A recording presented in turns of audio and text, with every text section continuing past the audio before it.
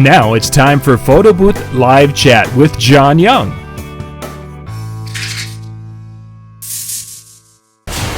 Hey, this is John Young with DJNTV, Photo Booth News TV, and tonight we're going to be going through and looking at the steps for starting a photo booth business. Now, this show is going to be a little bit more in-depth, and we're going to be looking at the different steps for getting it started, going from zero to running a real business, and that's what tonight is all about.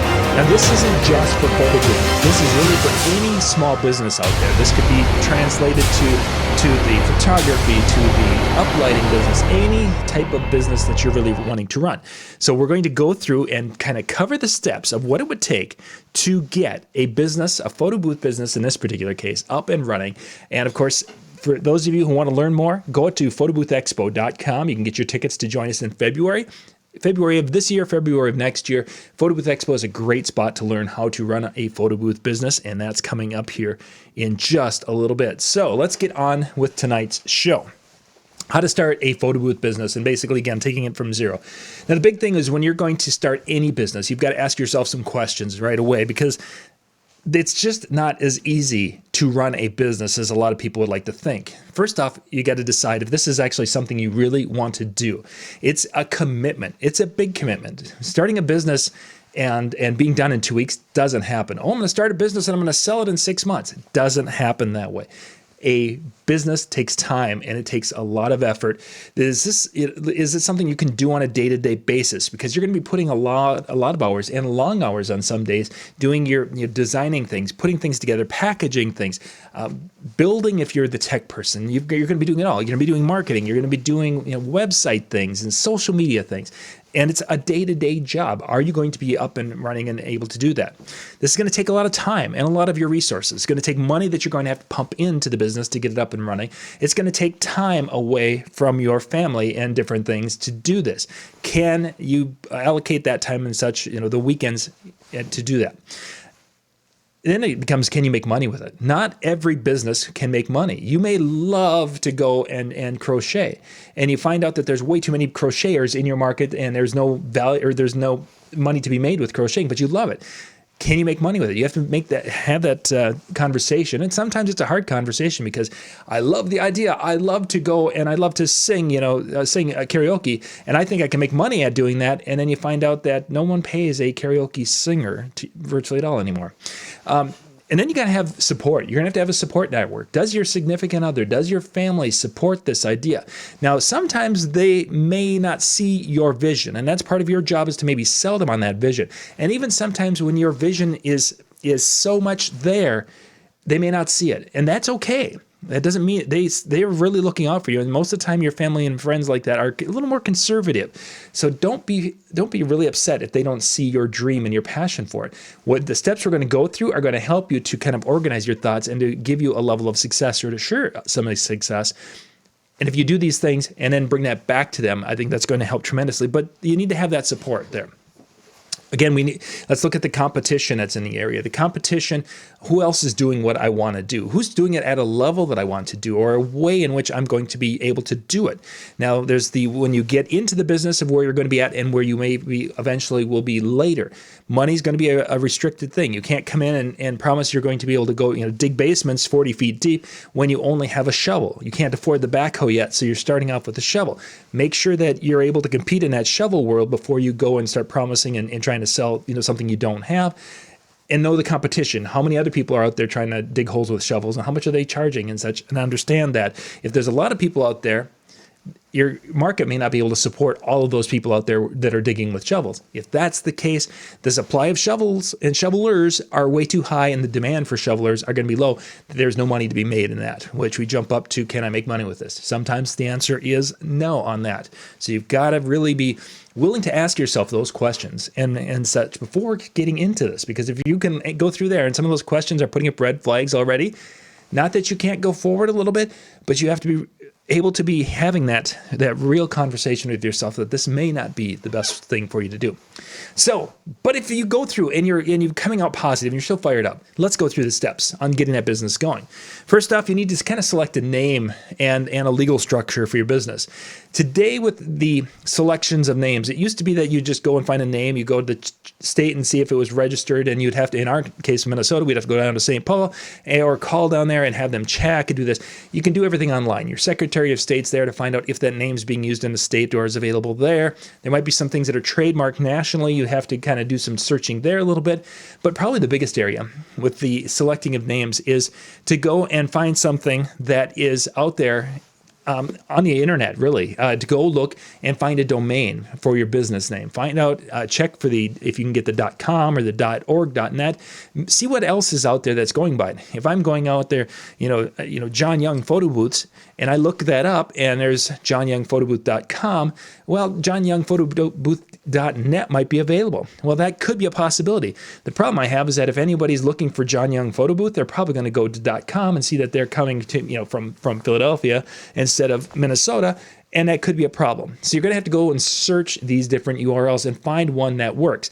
Once you have a URL, then go out to social media. Take that John Young's Photo Booth, put it together without spaces, and see, is it available? Is anyone else has that URL, that facebook.com/John Young's Photo Booth as one word, or John Young Photo, whatever. Check those out to find out. So that way, when you're doing your marketing and such, you can have your www.johnyoungsphotoBooth.com. You can have facebook.com/John Young's Photo Booth, youtube.com/John Young's Photo Booth. That is going to give your business a level of credibility and a level of professionalism, instead of having it where it's facebook.com/ this gibberish the rest of the way in numbers. You don't want that. So make sure your name in this day and age is available in your state and in your area. Make sure it's available for the domain name that will make sense with that, and then check social media, because it's going to need to be there also. Then you need to figure out how you're going to set your business up. Is it going to be there's really 4 types. I'm just going to pop ahead here and show you all 4 of them right away. There's 4. Sole proprietor is basically where it's I own the business. I'm the sole proprietor, one person running it. And it really is mainly run under my social security number. A lot of people do that. The benefits of this is it's simpler to set up. The money basically flows through your taxes and such on your 1040s, so you can run it that way with a Schedule C. Simple that way. There aren't any financial protections that way. So if there's a debt in the business, the debt is yours. So if something happens and you're sued, it can come back on you. So sole proprietor has benefits and it has negative things. If you're wondering about it, talk to an accountant. That's your best way to go. A partnership is if you have another person getting involved and the 2 of you or 3 of you are working together in equal or at a designated amount of responsibility with the business and such. Very few partnerships ever work. And I'm sure some of you have got some stories of partnerships that have worked. I've seen more partnerships flame out. I would avoid that one. If I could put an X through that one and make it so that people would never use it again, that would be the one. Partnerships, I would dump completely. Sometimes you have to. Sometimes it's the only way to go. But I can tell you any number of stories in the wedding industry of people who have had partners and there's been a falling out, and then there's been some really bad blood. Good friends have become not so good of friends, and actually they don't talk to each other anymore because partnerships dissolve. Limited liability can be something where it's a company that basically has insulated your personal finances from the business finances. So if somebody sues the business, they cannot come and take your house or your Xbox or any of that kind of stuff. It's separating you. It has some of the same protections of a corporation, which in a corporation there's a C Corp and S Corp, and there's a variety of different things there. The corporations have a little bit different structure than the limited liability. These are getting to be more in depth, and it's a lot of it to do with taxes and how the taxes are and how the pass through with an S Corp. You can pass through some expenses to yourself, and there's a variety of different things. If you're going to go beyond a sole proprietor and you want to have that comfort of separating yourself, go see an accountant and talk to them and find out, should I be an S Corp? Should I be a limited liability? C Corp, you're probably not going to do. That's for bigger things. But really talk to someone, an attorney or an accountant, and they will get you hooked up and kind of go through that with you. Once you got the name, once you got the domains and such all reserved, it's time to get into writing a business plan. A business plan basically is kind of an outline of what you're going to be doing to make this business successful. It would be the document you would prepare to take to a bank or a financer or someone who's going to be funding you to say, hey, look at this. I know what I'm doing. I've got this idea, the sketch, and I'm ready to go. Take a look at this. And it makes so much sense to you after seeing this, you're going to want to give me money. It's basically kind of what you would hand to the sharks in the Shark Tank, except they'd never do it. But some of the questions that they ask are business plan related questions. So there's two really types of business plan. There's the full business plan. You can go find books on this. The business plan is long, elaborate. It can be dozens of pages. And this is generally for bigger businesses and such. Then there's the one that we're going to look at, which is kind of an executive summary, which is typically 2 pages. But we're going to actually kind of take it down to even smaller because we're with small businesses. We're going to look at kind of a 1-page business plan. Truthfully, if you do it double space, it's going to be 2 pages anyway. But that's really what we're going to be looking at is kind of the 1-page business plan today. So the first thing you do in that business plan, you're going to have basically kind of bullet points on it. The first section of it is to kind of identify some of the customers, the people in which you're going to be wanting to do business with. The more executive one will start off by talking about your mission statement and your goals and all these different things. I just want to give you some pointers that's going to help you think about getting your business lined up properly. Identify the customers. Who are the mass market for what you're wanting to do? Who are the people who are going to hire your photo booth, your type of photo booth you want to? I want to run 20 selfie booths. Well, what is the type of person who would hire those? I want to run these huge, elaborate, things where it's all enclosed and there's video inside and there's beaming lights and all this. Who would hire that type of photo booth? You need to identify that customer, and you need to really get down to kind of putting a profile together of what that person is. The people who hire me are generally corporations that have 100 employees or more, and these corporations have 2 parties a year, and they like to do this, they like to do that, they like to see their names here, whatever. Really narrow it down. The tighter and the more time you spend on this is going to pay you huge dividends when you come to the end of this, where we talk marketing, and you're going to be doing some target marketing on Facebook and other places or Google Ads. This is where you're really going to kind of figure out who that person is, that person you want to be hiring your company. Once you figured out who you want, now what are you going to sell them? What is unique, that unique selling proposition, that USP that we talk about? You'll hear this at Photo Booth Expo. A lot of people will be talking about. What are you offering that makes you different than everyone else in your market, or most of those in your market? What makes you different than common? Common is, we hear common, that, oh, everyone does that. What makes you different? And you have to really define that and dig into that. And if it's something you struggle with and you're like, I'm not really sure, it could be this, could be, list it all down and then kind of hone it down from there, and maybe list everything down and show it to a friend who's kind of maybe into this realm. And they may be able to help you kind of pare things down to what is your value and what is that unique selling position or proposition. That's the next step.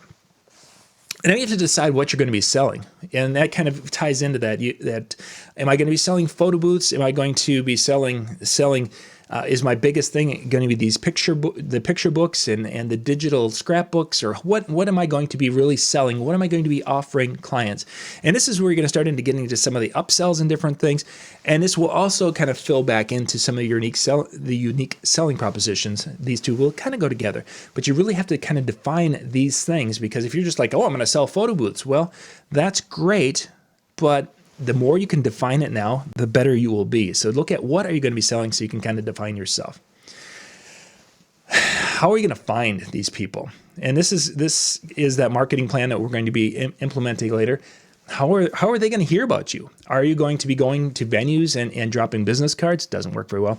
Are you going to be going out and doing free events for civic groups and trying to get your name out there? Doesn't work very well. Are you going to be going out and taking out yellow page ads? Oh, that was funny. What are you going to do?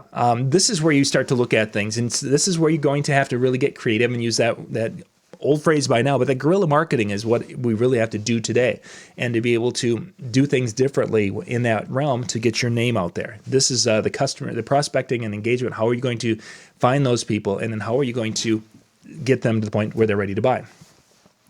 Once you have some of those down, now it's time to go and figure out, okay, I'm going to be selling this, I'm going to be selling it at this rate, and then what am I going, where am I going to go for, how much am I going to be able to make from this? Okay, I need to sell it 15 times a month at this amount of money, and I think if I can do that, then I'm going to be able to have an income of this.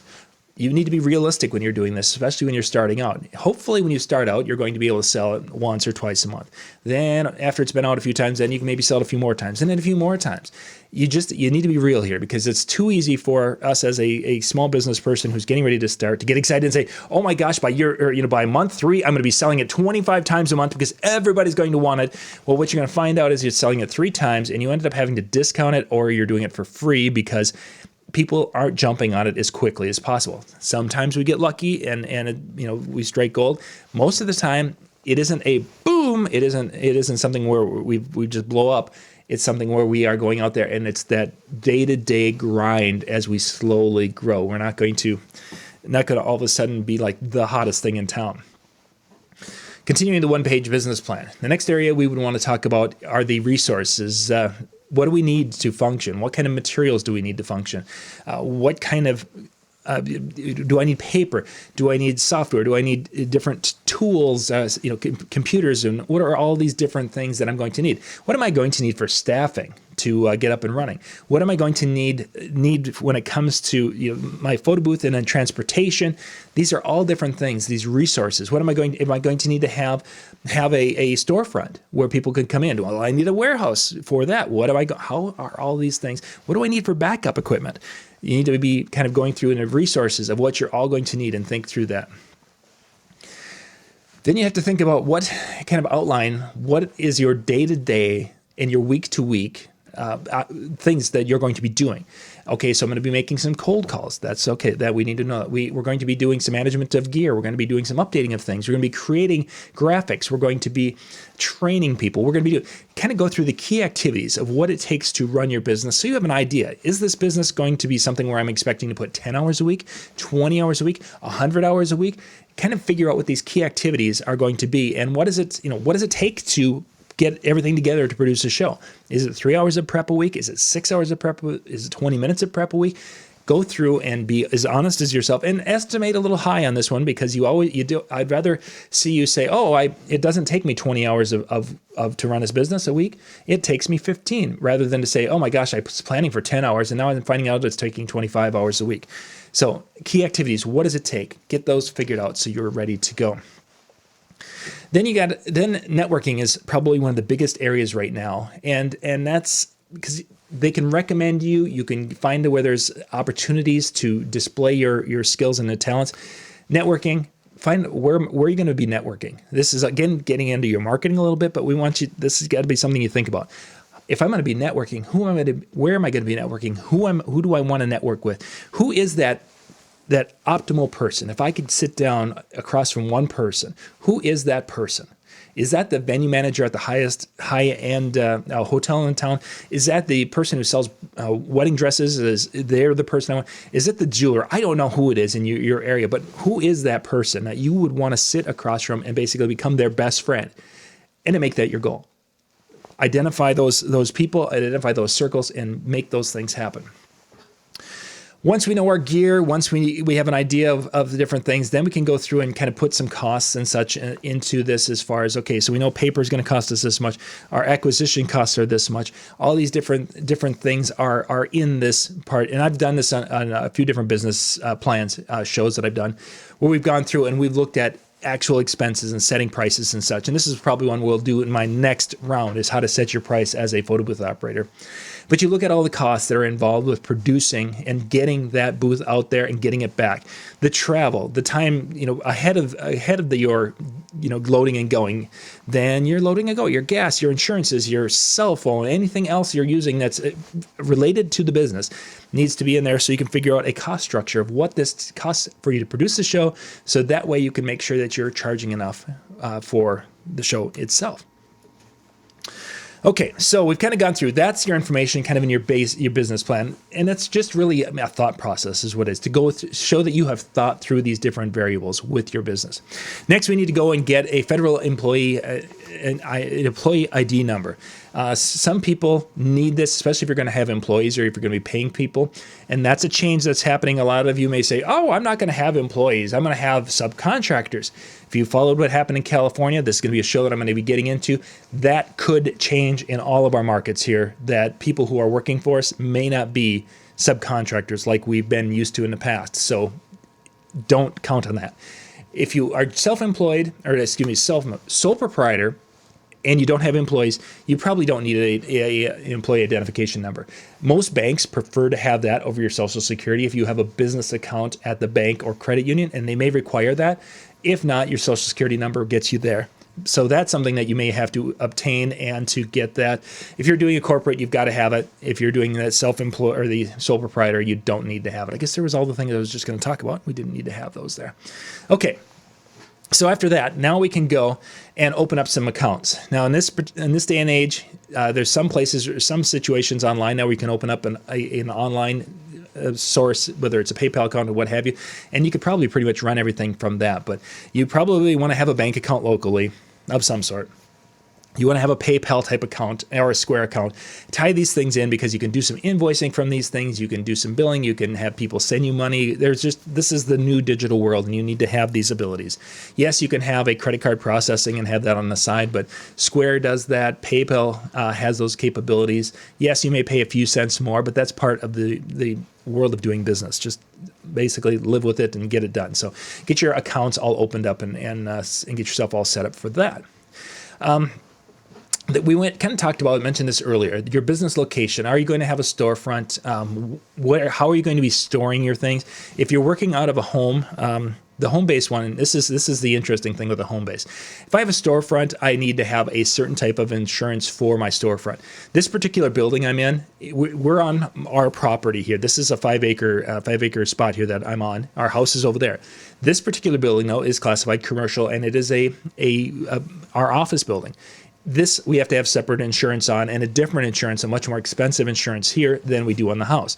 Even though we're a newspaper, we have to have a certain type of insurance, because if somebody comes here to drop off an ad or something and they slip and fall, because they were here for newspaper business, they could slip and fall and sue. So we have to have the insurance that basically makes it so they don't sue our personal account. If I'm running my photo booth business and I have people stopping by to pick up a book after it's all done, or whatever it is. If I have people stopping by to sign contracts and things, I have to have a certain type of insurance. If it's a home-based business, my homeowner's insurance may not cover that. So now I have to have a different insurance with that for my home-based office. If I have a home-based office, you may find out that some of your tax deductions will change, because you may not be able to claim that and do different things as you would, and insurances could be weird. It's a lot of things that have to be dealt with accountants and with your insurance agents and such, to make sure you are covered, because you don't want to have it where you have a home-based business. Somebody comes to meet with you to sign a contract, they get bitten by your dog, they slip and fall, whatever, something happens dumb, and all of a sudden you are in a lawsuit, and your insurance company says, sorry, you were doing business out of your home, and we only cover personal things, we don't cover business things. So make sure you've got the proper coverages and such lined up for your locations, whether that's home or if it's a business in your leasing or what have you out there. Licenses and permits. You need to get any kind of a license and permit. Their federal permits some businesses need them, most of them don't. That could change in the future. I'm not going to say it's always going to be this way, but most entertainment related businesses don't need a federal one. Really, the area you might start to find is in the state area. And states like California, I'm thinking you're going to be finding this as one of the first ones where you're going to have a license for your entertainment business going forward here. Most don't require it yet. So you get into the first thing that really from the state that you're going to be needing is a sales tax permit. That's something that you will need in a lot of them. Now, some states don't require you to charge sales tax on services yet, but that's going to be coming, I think, for a lot of them. Then you've got some municipalities. You may have a city tax that is a sales tax and such that you have to do. So you've got like a 5% state sales tax, you've got a 1% city sales tax, and you may even have a 1% county sales tax, whatever. There's just a variety of different things, and you have to have the tax or the different information and different licenses across these. And a lot of that is available if you go to your Secretary of State website, where you can go and look these things up. Once you've got your taxes and licenses lined up, you need to get some kind of a record keeper or accounting. You can go to you can get QuickBooks. You can go to your big box Sam's, Costco. You can get QuickBooks there. You can do, if you want to, just do a spreadsheet.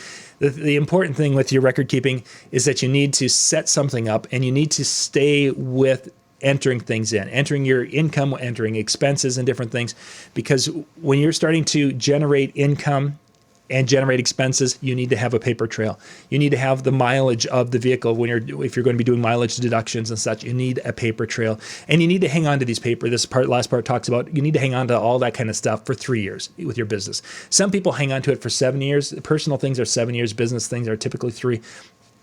My recommendation, I would default and hang on to things for 7 years, but that's the 3 years is the mandatory when it comes to different corporate and different tax things such as that. So get your accounting things set up and have a paper trail. That's so important when it comes to what we're doing.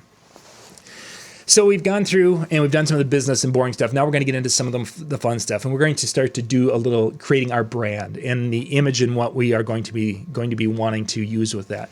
So we're going to getting our business identity. The first thing I'd recommend with that is to get your logo. If you're not a good graphic artist, have a logo and such professionally done. We run a newspaper, our local newspaper here in the area, and we have businesses, people who are starting out, and the first thing they do is they go to one of the local graphics people who is not the greatest, and there will be a script thing that looks horrible, you can't read it, and there's their logo. Yeah, I know she's a professional, but she's not really that good with it. Go out and find a professional. You could go to Fiverr or whatever. You can go and find something that will work and then run it past people who would have a similar view of the world as your target audience. Have it professionally done, because if you don't, it's going to look like dump and it's not going to give you that brand identity you're looking for. Once you've got the logo, get your business cards ordered. If you're going to do letterheads or any promotional materials, get it on your website and your social media things, put it around and get that branding so it's consistent across the board. So that's a really important thing, is to have that consistent look with everything you're doing. Now we're going to jump back in getting the insurance, which isn't as much fun as creating and designing. Insurance is, you've got to have different business insurances. You're going to need to have some sort of a liability insurance to basically, for the time in case something falls on someone gets hurt while trips on one of your cords, you're going to need a liability insurance. If they're coming out to your office or your home, you're going to need to have a business insurance with that. If you're using your vehicle to transport everything, you're going to need to have a business coverage on that. So there's a lot of different things that a business owner is going to need, and you need to talk to your insurance person and find out, okay, if I'm hauling my photo booth to the event, is my vehicle covered, and is it covered? And they will tell you. Or if I'm going to go and pick up supplies, is my vehicle, whatever. Ask those questions in advance and get the proper business coverage, because if you don't have the right one, you might be driving to an event, have an accident, and they're like, oh, you were using your car for work and you're not authorized in your account or your policy to do that. I'm sorry, sir. We're not going to cover your accident. So get it done. Then finally, we've gotten all these things. We've got everything in order. We've got ourselves protected. We've got our name. We've got everything registered. It's time to get that word out. And that word out is something that we need to go out there and do that marketing. We've identified our customers. Now we're going to utilize some of those things we identified as ways to get our name out there with the networking, using social media, our website, going and doing some free events for charities, whatever we're going to be doing. But it's time to get our name out there and try to hand out as many business cards as we can, shake as many hands, build relationships, learn people's names. How can I help you? That's going to get you somewhere in this world. It isn't one of these things that you're going to basically put out your shingle and everyone's going to come running to you. No. It's not going to be one of those things that you walk into a room and you hand out 20 business cards and people are going to run to you. No. You're going to go into that room and you're going to go with basically your hat in your hands and say, how can I help you? And if you do that enough, and you do that, and you are that person who's genuinely helping other people, they will in turn turn around and help you. And they will help you with referrals. They'll help you with paying events down the road. These things can be what gets you going. Now, not all the free events lead to paid events. Sometimes there will be people out there who will take advantage of you and you're getting started out to give you free events, and then there's never a light at the end of the tunnel. It's always this doing a free event and your name isn't on the marquee.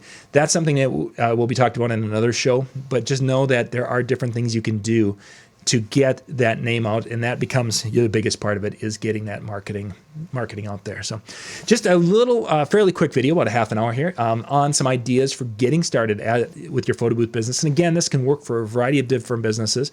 If this was helpful for you at all, please click the like on this. I'd really appreciate that. And we'll be doing more of these. If there's a topic you'd like us to talk about when it comes to setting up, running, and such a photo booth business, put that down in the comment section down below, and I would love to be able to help you run and grow your photo booth business as we go into 2020 and 21. This is John Young with the Photo Booth News TV, PBN TV channel. Thanks for watching. Bye-bye.